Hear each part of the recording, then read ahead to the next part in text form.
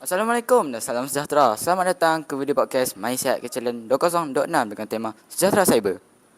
Hari ini kita akan membincangkan satu isu yang semakin hangat diperkatakan dalam masyarakat digital, iaitu cyber vigilantisme, di mana netizen bertindak sebagai penghukum di media sosial tanpa melalui saluran yang betul. Terima kasih Encik Syahmi. Cyber vigilantisme bukan sekadar isu di media sosial tetapi memberi kesan besar terhadap kesejahteraan mental, keselamatan dan keselamatan diri. Perbincangan ini bertujuan memberi kesedaran agar kita semua menjadi warga cyber yang lebih beretika, berempati dan bertanggungjawab. Mari kita mulakan dengan soalan pertama. Terima kasih Encik Syahmi. Soalan pertama, apakah yang dimaksudkan dengan cyber vigilantisme dan mengapa ia semakin berleluasa di dalam masyarakat pada hari ini? Soalan ini ditujukan kepada Encik Farisha. Terima kasih Cik Asif atas soalan yang diberikan sebentar tadi. Nama saya Nofaisha Zahira dan saya ialah peguam jenayah daripada Pulau Pinang. Saya akan menerangkan apa maksud vigilantisme. Cyber vigilantisme ialah tindakan orang awam menghukum seseorang di media sosial tanpa melalui undang-undang. Contohnya menyebarkan maklumat peribadi atau memalukan seorang secara terbuka. Ia semakin berluasa kerana ramai mahu menjadi hero dan maklumat mudah dikongsi tanpa menyemak kebenaran. Terima kasih Cik Farisha.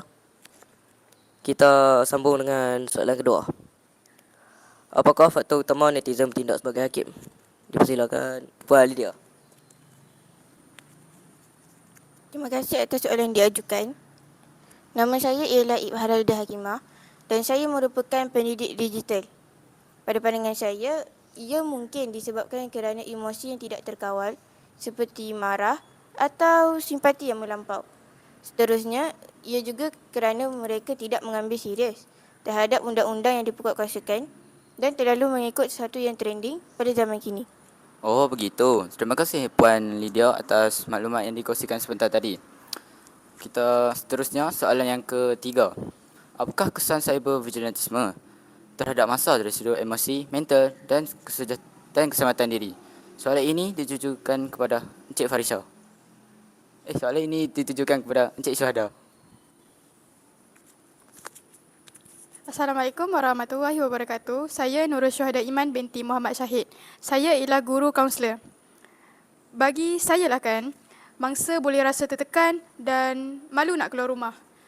Mangsa juga boleh terkena penyakit anxiety.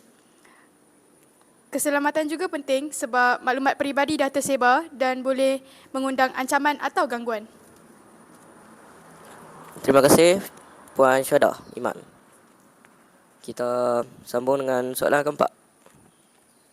Bagaimanakah cyber vigilantisme boleh menjejaskan keharmonian dan keadilan dalam masyarakat? Silakan Puan Farisha. Terima kasih Cik Syahmi atas soalan yang diberikan sebentar tadi. Cyber vigilantisme boleh menyebabkan fitnah dan salah tuduh. Ia juga melangkaui sistem keadilan sebenar. Hal ini boleh menyebabkan pemecah belah masyarakat dan ketidakpercayaan antara satu sama lain. Menarik. Terima kasih Puan Farisha atas perkongsian tadi. Seterusnya, soalan yang kelima. Apakah langkah terbaik yang boleh diambil oleh warga cyber bagi menangani isu ini dengan beretika dan selari dengan konsep sejahtera cyber? Soalan ini ditujukan kepada Encik Lydia.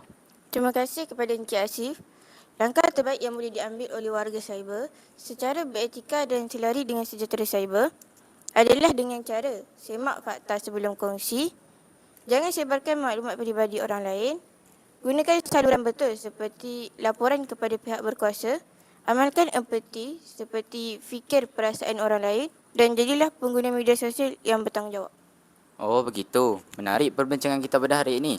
Jelas bahawa cyber vigilantisme bukan sekadar isu di media sosial tetapi memberi kesan besar terhadap kesejahteraan mental, keselamatan dan keharmonian masyarakat.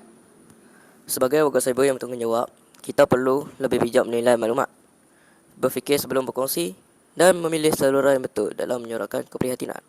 Selaras dengan tema sejahtera cyber, marilah semua ahli-ahli kelab remaja Mencek kita bersama-sama membina persekitaran digital yang selamat, beretika dan penuh empati. Kami mewakili Matches ingin mengucapkan terima kasih kepada para panel dan semua yang menonton. Sekian, terima kasih dan mari kita semua laungkan bersama-sama. Mencek Sejahtera Cyber. Bye.